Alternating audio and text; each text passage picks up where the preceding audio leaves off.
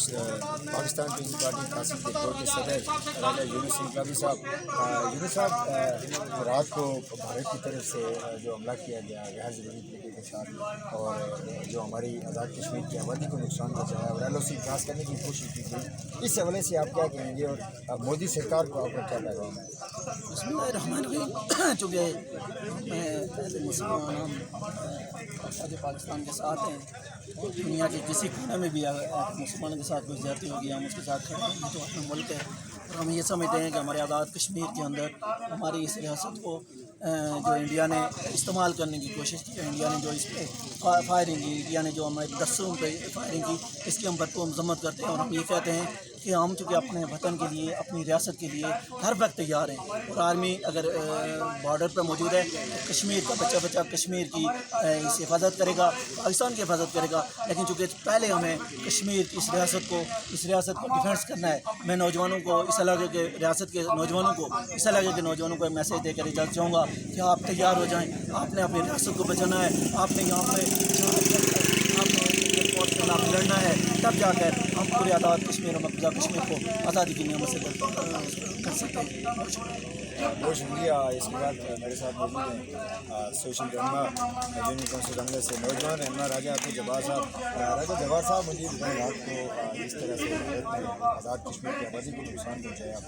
Union council رنگلہ سے رضاکارانہ طور پر یہاں پہ کتنے نوجوان جو ہے وہ اس صلاح افواج پاکستان کے ساتھ اظہار یکجہتی کی گئی یا پھر ان کا ساتھ دینے کے لیے یہاں پہ لوگ تیار ہیں؟ کیا یہاں پر یونین کونسل رنگلہ میں اس طرح کے اقدامات ہوئے؟ شکریہ عرفات، آج کے نیوز کا بہت شکریہ۔ جس طرح آپ نے سوال کیا کہ یونین کونسل رنگلہ سے، تو یہ رات کو جو بزدلانہ حملہ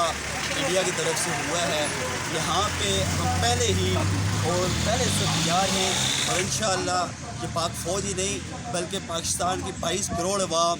بچہ نوجوان، اور ہر گھر سے، ہر یونین کونسل سے منٹلی طور پہ، فزیکلی طور پہ، رضاکارانہ طور پہ انڈیا کی اس بزدلانہ حرکت کے خلاف انشاءاللہ تیار ہیں، اور پاک فوج کے ساتھ کندھے سے کندھا ملا کر کے ساتھ انشاءاللہ تیار رہیں گے۔ بہت شکریہ۔ بہت شکریہ یہ عبد الجبار صاحب۔ اس کے بعد میرے ساتھ موجود ہیں صدر انجمن تاجران رنگلہ سابق ریٹائرڈ حوالدار راجہ محمد حنیف خان صاحب۔ حنیف صاحب، آپ چونکہ بطور حوالدار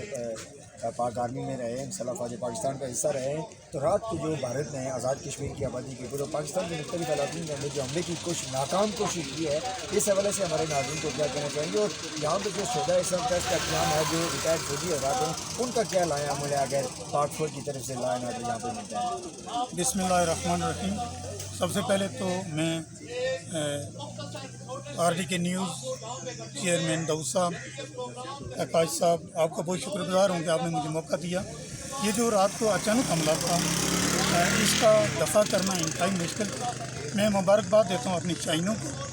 اپنے commander in chief Asim Munir صاحب کو، اور اپنی جاگتی ہوئی فوج کو، کہ جس نے 1:03 میں جو مودی نے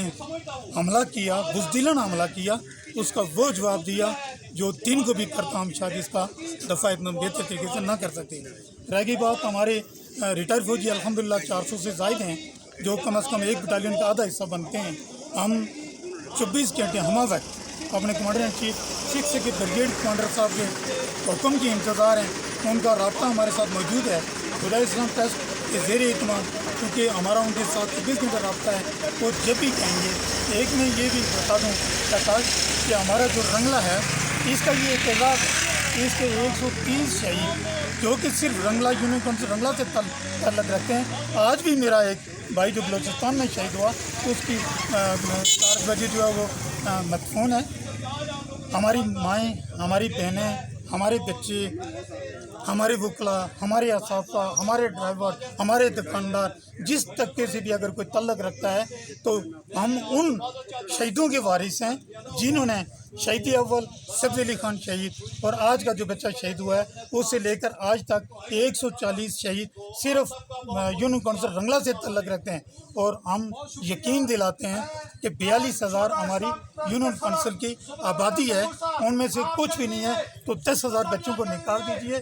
انشاءاللہ العظیم 30,000